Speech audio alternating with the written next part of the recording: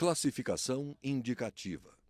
Livre para todos os públicos.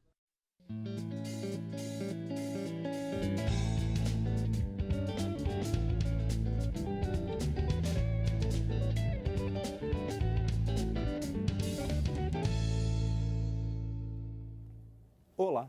Uma característica comum nas democracias modernas é a importância cada vez maior do poder judiciário. As cortes dão a palavra final sobre questões relativas ao Estado, à sociedade e mesmo à vida privada. Por isso mesmo, questões como a nomeação e a duração do mandato de magistrados são extremamente importantes. E é sobre esse tema que a gente conversa agora com o deputado Tadeu Alencar, do PSB de Pernambuco. Olá, deputado. Tudo bem? Bom, bem-vindo de novo à Palavra Aberta. Muito obrigado. Deputado Tadeu, o senhor tem uma proposta que trata exatamente de mandatos para a mais alta corte do país, que é o Supremo, não é isso? Exatamente. É uma proposta de emenda à Constituição que ganhou o número de 95, exatamente por entender que era importante aprimorar os critérios de investidura dos ministros da Suprema Corte brasileira. Eu acho que é disfuncional numa democracia que todos os integrantes da Corte Suprema sejam indicados e nomeados pelo presidente da República. E aqui de saída eu quero já deixar claro que não vai nenhum juízo negativo da honorabilidade, da qualificação técnica, jurídica, da grande relevância de todo o colegiado da atual composição do Supremo Tribunal Federal. São homens públicos eminentes, reconhecidos, todos eles, eu citaria aqui um a um, com a história de vida ética, dedicada ao país e com grande conhecimento jurídico, com reputação ilibada. O defeito é do sistema. Nós entendemos que esse tipo de indicação a critério exclusivo do presidente da República, ele pode gerar, ao longo dos anos, disfunções. É disfuncional, como disse, numa democracia, é uma concentração de poder muito grande na figura do Poder Executivo. Nós achamos que isso deve ser compartilhado pelo Senado Federal, pela Câmara dos Deputados, pelo próprio Supremo Tribunal Federal, garantindo ali também uma participação da magistratura na escolha feita pelos ministros do Supremo. Eu acho que isso dá mais equilíbrio entre os poderes, dá mais legitimidade popular. O Supremo Tribunal Federal é o órgão de cúpula do Poder Judiciário brasileiro. Ele aprecia as violações à Constituição e, eventualmente, decide sobre questões de alta relevância que podem influir na vida brasileira. E, por isso, é importante que haja uma composição compartilhada entre o Poder Executivo, o Poder Legislativo e o próprio Poder Judiciário e, ao mesmo tempo, com algumas características que também julgamos que aprimoram o processo de funcionamento do Judiciário e da Suprema Corte do país, que é a instituição de um mandato. Nós entendemos que um mandato de 12 anos, ele é suficiente para que possa o ministro ali exercer plenamente as suas atribuições por um tempo e essa renovação acontecer depois desse prazo de 12 anos, evidentemente, sem recondução.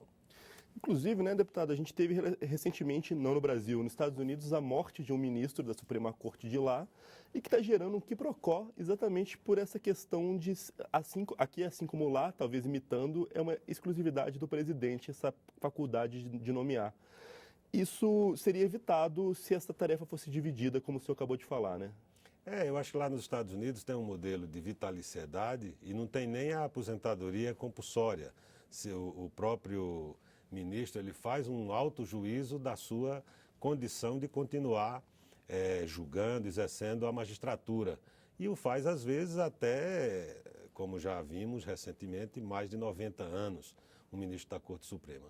Esse não é o modelo que nós julgamos adequado ao Brasil. Acho que a instituição de mandatos tem muito mais sintonia com os tempos que correm, com a democracia moderna, com a democracia que é renovada, né, pela participação de novos atores públicos. É claro que não pode ser um mandato muito curto, como de um parlamentar, não seria razoável, porque a sedimentação das decisões, a concretização do papel daquela função pública tão relevante como de um ministro do Supremo requer aí uma quantidade de anos que julgamos que 12 anos, até olhando para modelos europeus, é um mandato razoável.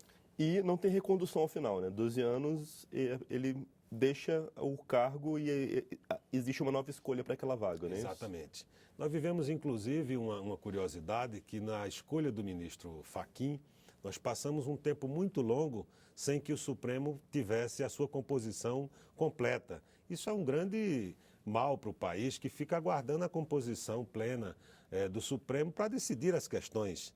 E nós estamos introduzindo também nessa proposta que em 45 dias o decano do Superior Tribunal de Justiça pode ser convocado para suprir a vacância daquele cargo e com 90 dias ele é obrigado a indicar. Se for a vez da Câmara, a Câmara indicar, se for a vez do Senado, o Senado indicar, e se for a vez do Executivo do Supremo, também fazê-lo nesse prazo. Quem não o fizer, perde a prerrogativa da indicação naquela situação.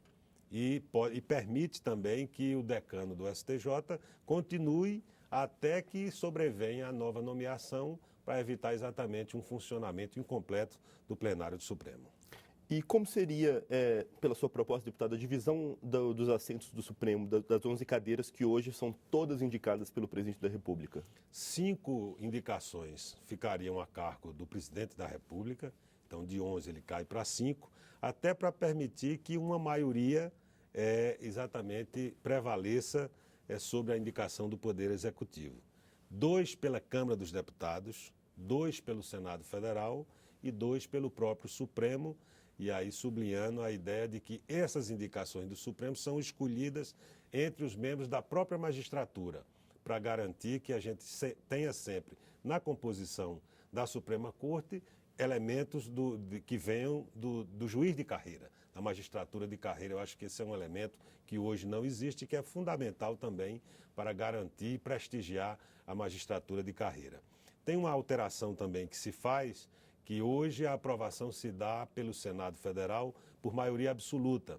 E a gente entende que, dada a relevância dessa indicação, é importante que haja uma qualificação desse quórum, que se coloque o mesmo quórum de aprovação de propostas de emenda à Constituição, quórum de 3/5. Portanto, 5 pelo Executivo, 2 pelo Senado, 2 pela Câmara, 2 pelo próprio Supremo, escolhendo entre membros da magistratura, com aprovação do quórum de 3/5 do Senado Federal, mandato de 12 anos. Achamos que esse é um modelo que aperfeiçoa esse sistema de indicação, de investidura dos ministros da Suprema Corte, sempre ressalvando que não vai aqui, nessa proposta, nenhum sentimento de qualquer negatividade em relação aos eminentes e ilustrados membros da Suprema Corte no presente momento. A tua composição. Deputado, agora, um temor que o pessoal de casa talvez tenha é que existe uma imagem hoje de que o Supremo é a corte mais política do Brasil, né? E de que de que haveria uma politização maior ainda da composição dela. A sua proposta prevê alguma salvaguardas para evitar que talvez critérios políticos se sobrepusessem aos jurídicos, talvez alguma exigência específica? Eu acho que o modelo atual é que é eminentemente político, porque dá a um dos poderes da República a prerrogativa exclusiva da indicação. Eu acho que na hora que você democratiza, você tem um equilíbrio nas indicações e tem mais um detalhe importante que eu esqueci de mencionar. As indicações feitas pela Câmara, pelo Senado, elas não necessariamente elas não podem versar sobre quem esteja exercendo o mandato. Então, um deputado no exercício do mandato não pode ser indicado para ministro do Supremo Tribunal Federal. Assim se dá também nessa proposta com relação aos senadores detentores de mandato e que tenham exercido o mandato até 4 anos. Então, a gente dá uma garantia de que não vamos ter alguém que está no exercício do cargo parlamentar trabalhando em seu próprio favor para ser indicado ao Supremo, que hoje é o que acontece com o Tribunal de Contas da União, que nós entendemos que é algo que precisa ser aperfeiçoado também, exatamente para retirar esse critério de uma politização menor nessas escolhas. Afinal de contas, estamos tratando da Suprema Corte, do Supremo Tribunal Federal e, portanto, reclama que também aqueles que tenham ocupado cargos de proeminência na administração pública, como ministros de Estado, Procurador-Geral da República, presidente do Conselho Federal da Ordem dos Advogados do Brasil, esses também, até 4 anos, tendo ocupado esses cargos, ficariam privados de poderem ser indicados para ocupar um cargo de ministro do Supremo, que é outra garantia que eu acho que é importante ter na proposta.